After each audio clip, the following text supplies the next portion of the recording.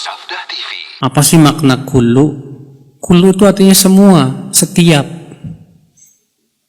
Kalau saya berkata, setiap orang yang ada di masjid ini silahkan keluar. Maksudnya apa? Hah? Kalau saya berkata begitu, setiap orang yang ada di masjid ini maka hendaklah keluar. Artinya apa? Semuanya. Ya. Cuma Pak, di zaman ini orang-orang yang doyan bid'ah itu Pak nggak terima kalau ya ritualnya dianggap bid'ah. Ketika disampaikan hadis kullu bid'atin dhalalah, setiap bid'ah itu sesat. Cari-cari alasan. Di antara alasannya apa? Kata kullu itu artinya enggak semua. Kullu itu artinya hanya sebagian besar aja. Lu nyari-nyari ayat yang pas nih Pak.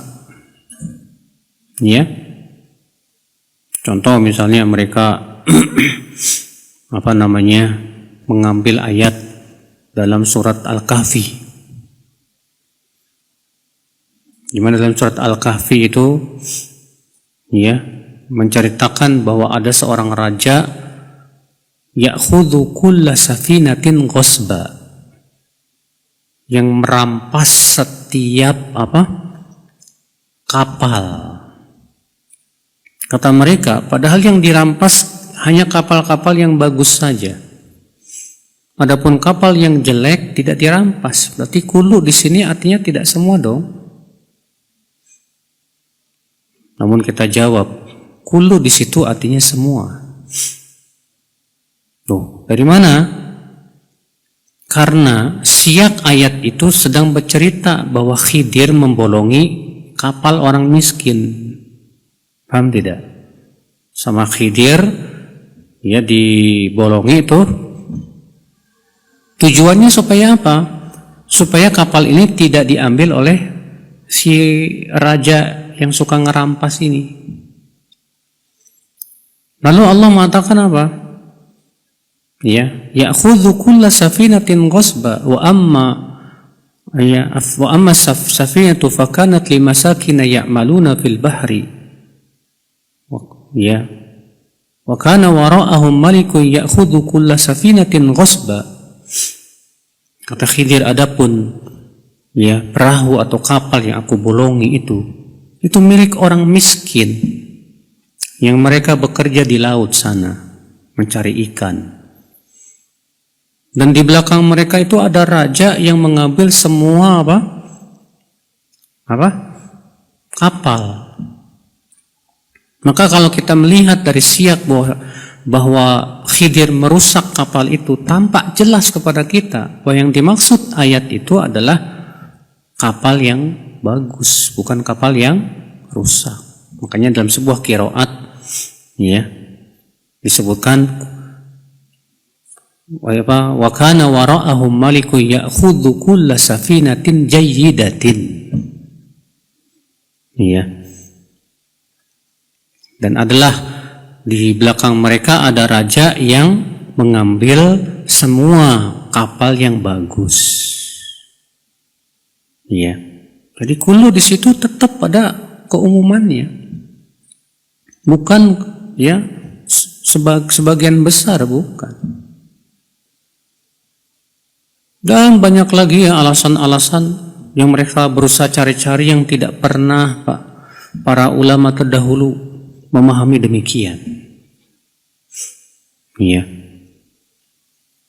Semua ahli usul fikih, semua ahli bahasa Arab mengatakan bahwa kullu itu artinya semua.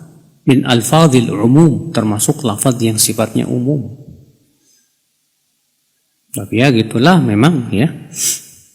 Karena mereka nggak terima ritualnya disebut bid'ah, cari-cari alasan. Ya. Padahal Nabi tegas di situ, kullu bid'atin dhalalah. Setiap bid'ah itu apa? Sesat. Ada lagi yang nyari-nyari alasan, Pak. Katanya di zaman Rasulullah ada sahabat yang berbuat bid'ah dibenerin tuh sama Rasulullah. Kita katakan, loh, kalau zaman Rasul kan memang zaman wahyu, zaman pensyariatan. Rasulullah membenarkan itu berdasarkan apa? Wahyu.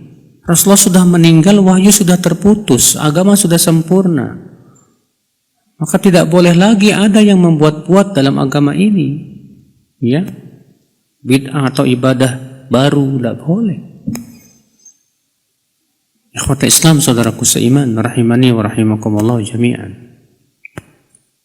Maka kewajiban kita di dalam masalah agama, ingat ya, masalah agama, karena agama ini milik siapa? Milik Allah. Yang berhak untuk membuat syariat agama ini siapa? Allah subhanahu wa ta'ala. Kewajiban kita adalah ya, meyakini bahwa agama ini sudah sempurna. Rasulullah sudah menyampaikan semua kebaikan. Maka tidak diperkenankan kita untuk membuat-buat bid'ah dalam agama ini. Ya, cukupkan dengan yang Rasulullah ajarkan, udah. Makanya setiap ibadah yang mau kita lakukan, jangan dilakukan dulu sampai kita pastikan ada nggak dalilnya. Maka dari itulah para ulama ya memberikan kaidah bahwa setiap ibadah yang ya pada asalnya hukum ibadah itu nggak boleh. Ya, ikhwata Islam, saudaraku seiman. Kata beliau, wahada mujma'un alaihi baina ahli al-ilm min ahli sunnati wal jamaah wal khilafu fiha hadith. Dan ini menjadi kesepakatan seluruh ulama bahwa semua bid'ah itu apa? Sesat. Adapun perselisihan di zaman sekarang itu baru muncul di zaman-zaman ini aja, Pak. Ya. Bagaimana perkataan Imam Syafi'i, al-bid'atu bid'atani. Bid'ah itu ada dua macam. Bid'atun mahmudatun wa bid'atun madmumatun. Bid'ah yang terpuji, mahmudatun, dan bid'ah yang tercela. Kata Ibnu Rajab, maksud Imam Syafi'i, bid'ah yang dimaksud di sini itu bid'ah dalam secara bahasa. Bid'ah secara apa? Bahasa saja, bukan bid'ah secara istilah. Karena bid'ah secara bahasa artinya apa, Pak? Bid'ah secara bahasa artinya ya setiap yang dibuat-buat yang sebelumnya tidak ada. Itu secara bahasa. Tapi kan tidak setiap yang dibuat-buat itu hukumnya apa? Bid'ah. Seperti masalah dunia, nggak disebut bid'ah, enggak. Iya. Makanya Imam Syafi'i ketika memberikan definisi apa sih bid'ah yang terpuji, kata Imam Syafi'i apa? Yaitu setiap yang sesuai dengan Al-Quran, hadis, dan apa yang dipahami oleh para sahabat, maka itulah yang terpuji. Adapun yang tidak sesuai dengan Al-Quran, Sunnah, dan apa yang dipahami oleh para sahabat, maka itu tercela. Iya. Berarti parameternya adalah Quran, hadis, dan apa yang dipahami oleh para sahabat. Itu parameternya. Nah, sekarang ada enggak sahabat Al-Quran, hadis, dan pemahaman para sahabat yang menunjukkan disyariatkannya merayakan kelahiran Rasulullah, merayakan Isra Mi'raj, merayakan tahun baru Hijriah? Nggak ada sama sekali. Iya.